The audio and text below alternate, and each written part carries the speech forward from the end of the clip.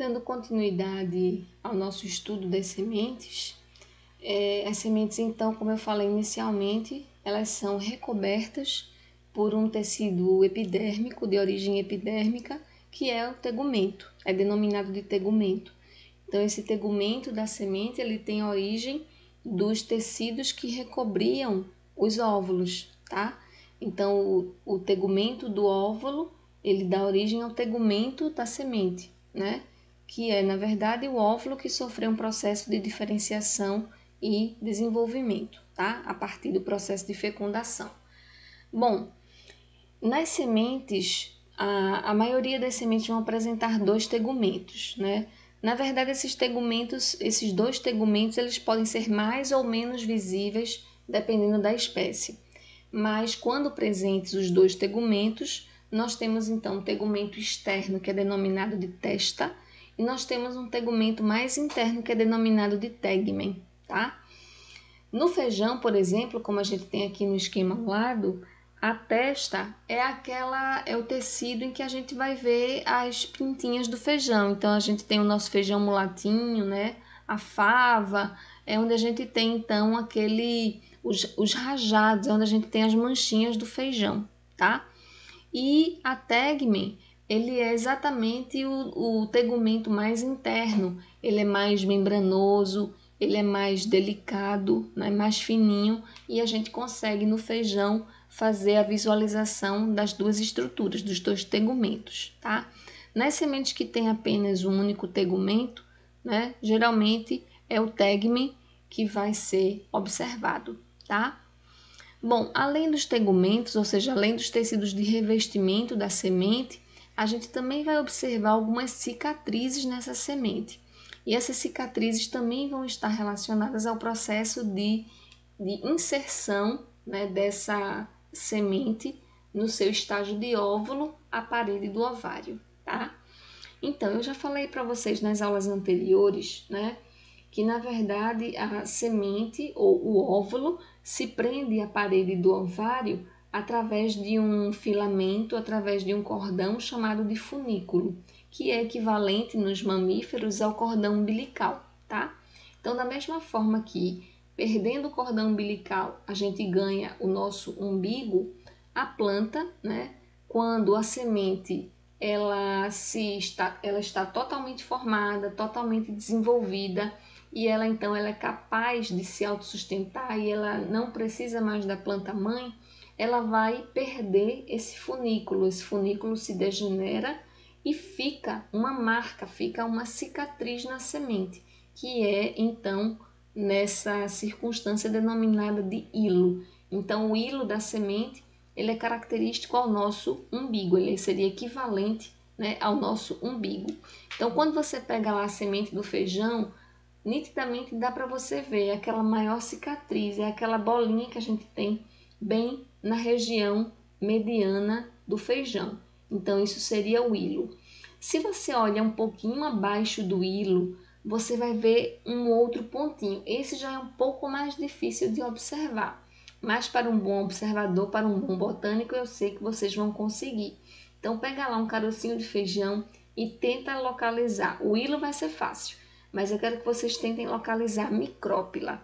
A micrópila, sim, ela vai ser o pontinho, né, que está relacionado aqui, está relacionado ao orifício através do qual o tubo polínico entrou para acessar e fecundar a osfera, tá?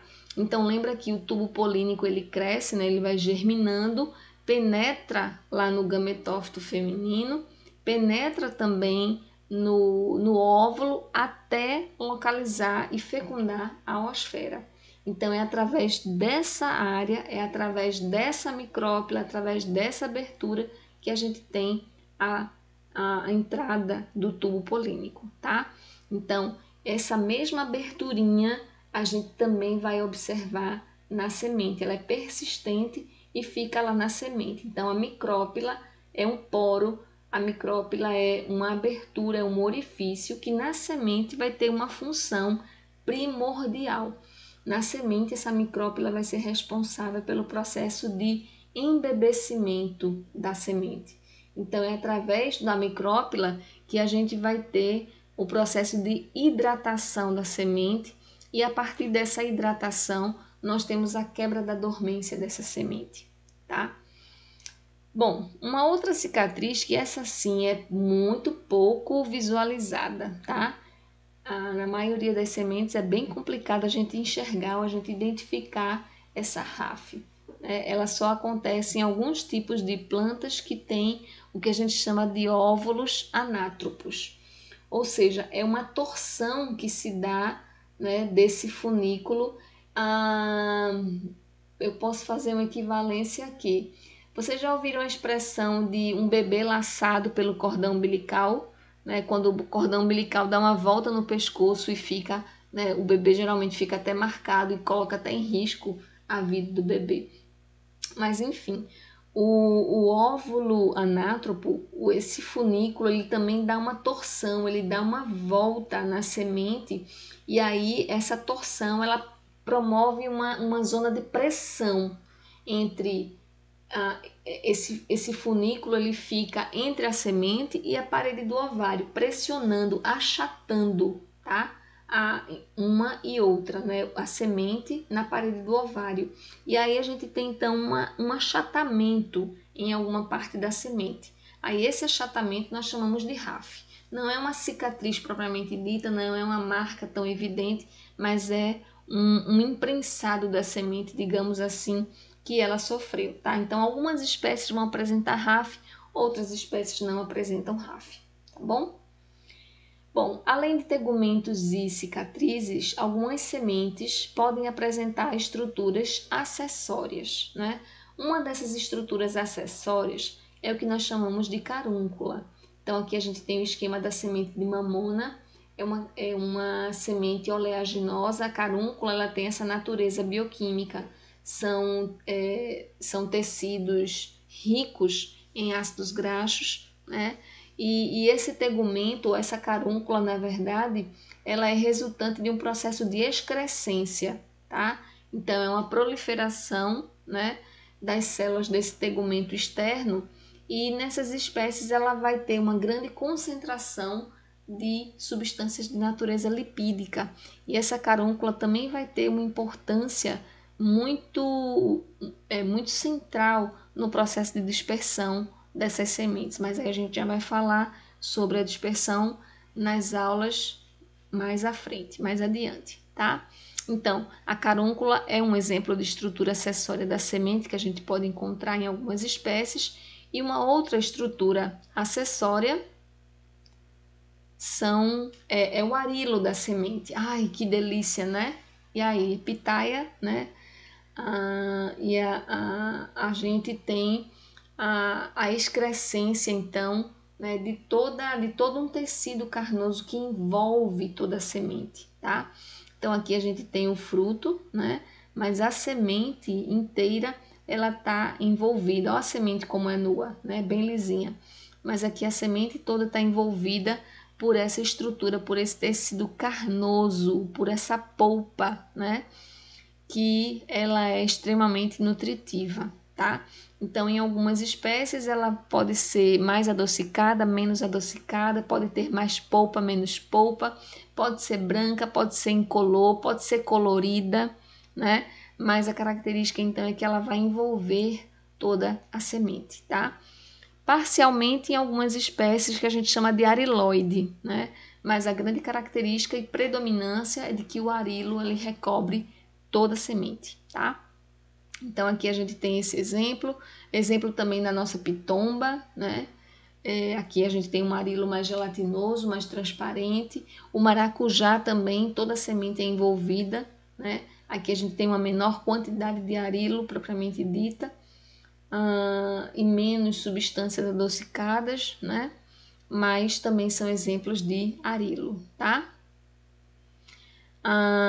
Também na semente do mamão é o que a gente tem de uma outra estrutura acessória que é chamada de sarcotesta. Então, a testa da semente, lembra que é a testa?